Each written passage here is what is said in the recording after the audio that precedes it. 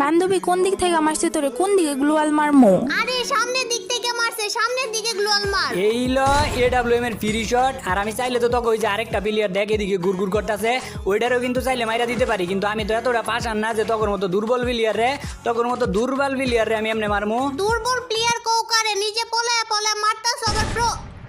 ইসিরে কই থেকে মারতাছো তুমি? কোন থেকে মারো? হ্যাঁ কই থেকে মারতাছি এটা তো দেখতে পারতি না, কিছুক্ষণ পরে তোরা নিজেই দেখতে পারতি না। গ্লোয়াল মারতে এত সময় লাগে? সামনে গ্লোয়াল মার, নাইলে তো তিনজনটাই মাইরা দিব। আমি চাইলে তোকে তিনজনরেই মারতে পারতাম, তোকে তো চান্স দিছি। আমি যদি তোকে এমনি মাইরা দেই আমার মান সম্মান কি থাকবো? তোকে তো আমি স্টাইলিশ ভাবে মারমু। কিরে বান্ধবী তুই উঠবোস কইরা মেডিকেট করস কেন? আরে এটাই জানোস না তুই? উঠবস কইরা মেডিকেট করলে হেডশট মারতে পারে না, আর ও তো এডব্লিউএম রইছে দূরে থেকে। যদি ইসিরে কই থেকে মারতাছো তুমি? হ্যাঁ দেখ আমি কতটা পাস